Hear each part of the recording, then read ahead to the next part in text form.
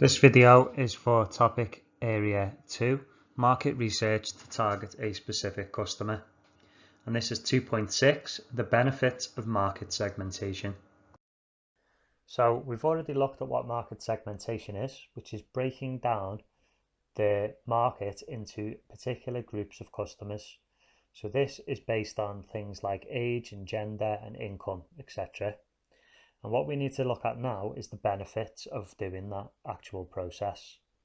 So by using this little acronym PRINT, it can help us to remember the different benefits that we need to know.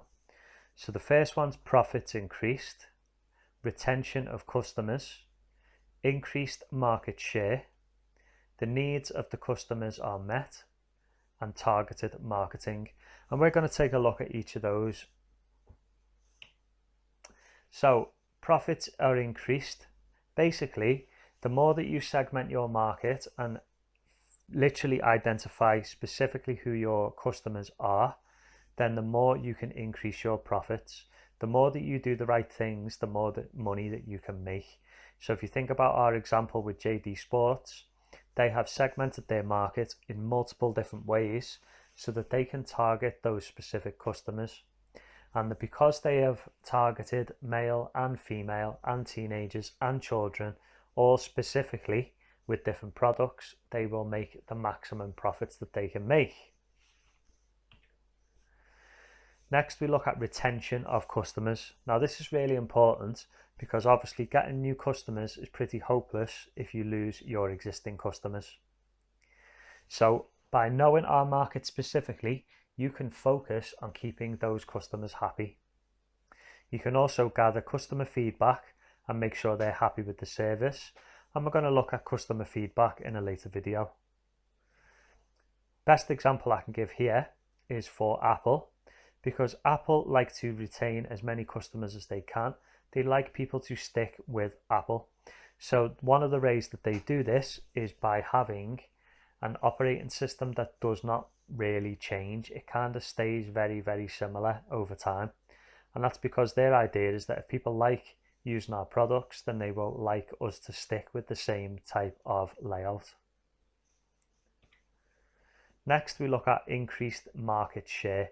Now, basically what that means is within the market that you are operating, so if you are JD Sports, you're operating in the clothing and sports clothes market. If you are a car company, you are operating in the car market, and then there will be smaller markets within each of those things. So by focusing on one specific market and one audience, you can start to become the best in that particular area. That is called increasing your market share. So if you have the most customers or a bigger percentage of the customers, that is increasing your market share. Best example for this is Tesla. Now currently Tesla only make electric cars, so they are more likely to be the leading market shareholders for electric vehicles. If you look at all the others, no one really comes close. Things like Audi and Mercedes haven't even got close to breaking into that market at all at the moment.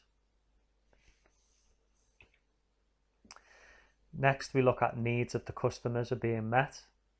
So as we've mentioned a couple of times, if you know exactly who your customer is, what they are like, what their interests are, how old they are, what the gender is, all these different pieces of information, it allows you to easily focus on their specific needs, figure out exactly what they want and make sure you address those areas. So for example, my wife is a personal trainer and she tends to target women between around 25 and 50. So this means she can focus her practice around exercises for weight loss and toning rather than building big muscles. Another example is a company called Start Right, and they specialize in just children's shoes. So they can ensure that they meet all the needs of those children rather than trying to focus on adults and different genders as well. Next, we look at targeted marketing. So when you do know who you are aiming your products at, it makes it a lot easier to actually advertise these products. For example, we have two different examples here. we've got Barbie. Now Barbie dolls, most people will know that their particular target audience is likely to be females.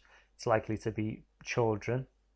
So when they are doing those adverts, they can target those adverts at those particular people. So if they use kind of pink colors, bright colors, certain types of fonts, used certain types of images as well.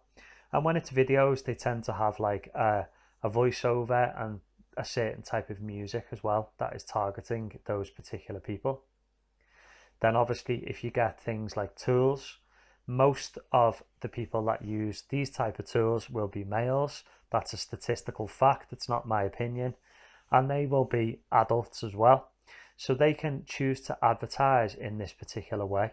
And when you look at this advert, you can actually see the language that they use as well.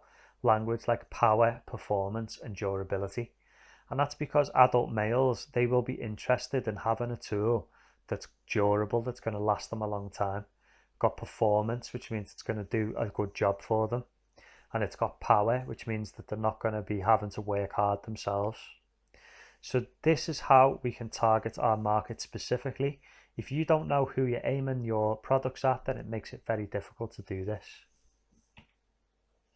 So that is the benefit of market segmentation. If you've got any questions, drop me an email and I'll get back to you.